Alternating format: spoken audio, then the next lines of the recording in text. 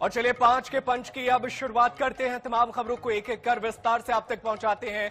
पहली खबर पहाड़ी राज्य उत्तराखंड से है, जहां पर इन दिनों बरसात ने राज्य के लोगों के जनजीवन को पूरी तरीके से प्रभावित कर दिया है। देहरादून के प्रसिद्ध पर्यटन स्थल सहस्त्रधारा में मंगलवार सुबह बादल फटने से भारी तबाही हुई।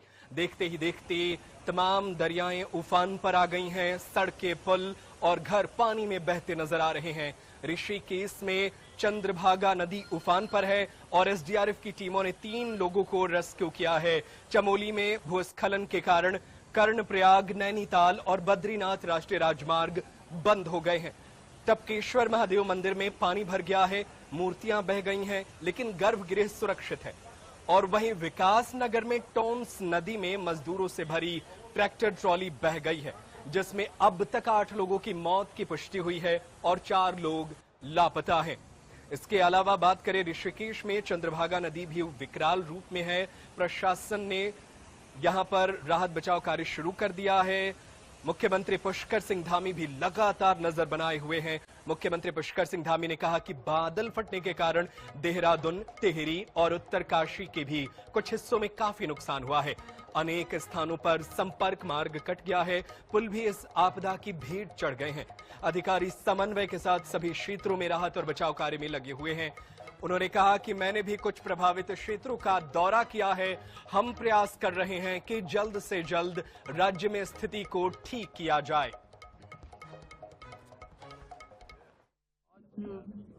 कल शाम से ही काफी तेज बारिश होने के कारण से, बादल फटने के कारण से देहरादून जनपद, टिहरी जनपद और उत्तरकाशी के भी कुछ इलाकों में आज काफी नुकसान हुआ है। बड़ी आपदा आई है, बादल भी फटा है, जान माल की भी क्षति हुई है।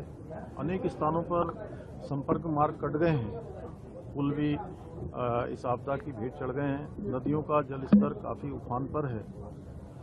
ऐसे पूरे क्षेत्रों का लगभग सभी क्षेत्रों पर सभी अधिकारी जो आपदा प्रबंधन से जुड़े हुए हैं, जिला प्रशासन के हैं, एनडीआरएफ, एसडीआरएफ के लोग हैं, सभी समन्वय के साथ सभी क्षेत्रों में राहत के काम, बचाव के कार्य कर रहे हैं।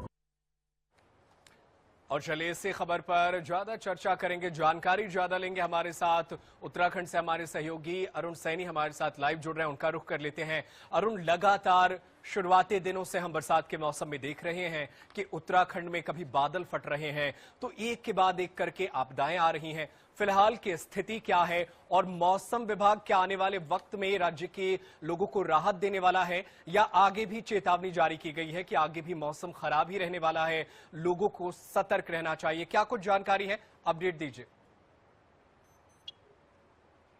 जी बिल्कुल, देखिए जिस तरीके से लगातार बारिश जो है वो कहर बरपा रही है और आसमान से लगातार बारिश जो है वो आफत बनकर बरस रही है। कुदरत का कहर चारों तरफ देखने को मिल रहा है। और उत्तराखंड की अगर बात की जाए तो उत्तराखंड में अगर विगत वर्षों के मुकाबले इस वर्ष देखा जाए तो सबसे अधिक बारिश जो है वो देखने को मिली है।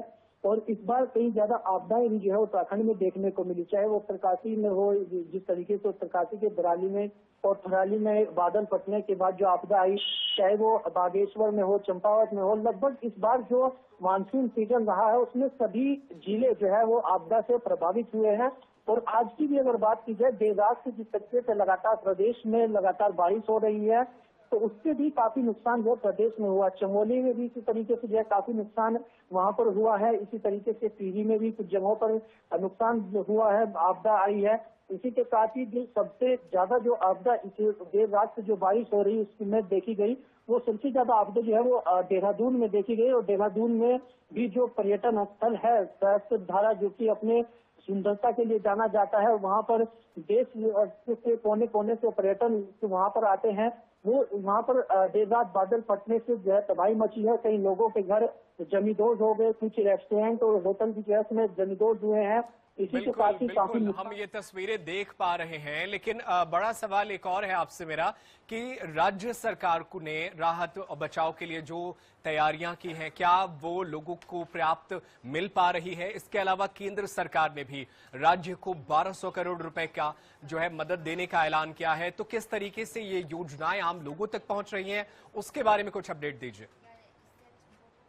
बिल्कुल देखिए, जिस तरीके से जो आपदा इस बार उत्तराखंड में आई, अगर कल की आज की जिसको छोड़ दे तो उससे पहले भी जो है प्रदेश सरकार के द्वारा केंद्र सरकार को एक ब्यौरा तैयार करके दिया गया था, जिसमें कि करीब 5,700 करोड़ का जो है वो डाटा तैयार करके दिया था कि इतना नुकसान प्रदेश में हुआ है, जिसमें कि जो डायरेक्ट और इनडायरेक्ट वे में जो क्षति हुई है उसका भी डेटा तैयार करके दिया गया। विभागवार भी जो नुकसान हुआ उसका डेटा भी तैयार करके दिया गया था। जिसके बाद प्रधानमंत्री नरेंद्र मोदी उत्तराखंड के दौरे पर भी आए और उन्होंने जो है यहाँ पर आपदा को लेकर जानकारी ली, अधिकारियों से बातचीत की, आपदा मित्रों से बातचीत की, एसडीआरएफ एनडीआरएफ की टीमों से बातचीत की, मुख्यमंत्री पुष्कर सिंह धामी के साथ वरिष्ठ अधिकारियों के साथ बैठक की, जिसके बाद उन्होंने 1200 करोड़ की धनराशि जो है वो स्वीकृत भी की और यहाँ पर एक आर्थिक सहायता जो है देने की बात कही और 1200 करोड़ रुपया आर्थिक सहायता उत्तराखंड को की गई है। इसी के साथ ही प्रधानमंत्री नरेंद्र मोदी ने ये भी कहा कि जो केंद्रीय टीम आकलन करने के लिए उत्तराखंड पहुंची थी, जिसने 4-5 दिन तक जो है पूरा आकलन किया और अलग अलग आपदा प्रभावित क्षेत्रों में वो गई और उसमें वो भी अपना डेटा बनाकर केंद्र सरकार को देगी और उसके बाद केंद्र सरकार जो है उस हिसाब से आकलन करके और भी आर्थिक सहायता उत्तराखंड सरकार को जो है वो देने का काम करेगी। बिल्कुल बिल्कुल, तमाम चीजों को अध्ययन करने के बाद राज्य को और भी मदद मिलने वाली है और राज्य सरकार लगातार आपदा राहत बचाव के लिए कोशिश कर रही है। बहुत शुक्रिया तमाम जानकारी के लिए। आप नजरें बनाए रखिएगा, आगे भी आपसे जानकारी हासिल करते रहेंगे।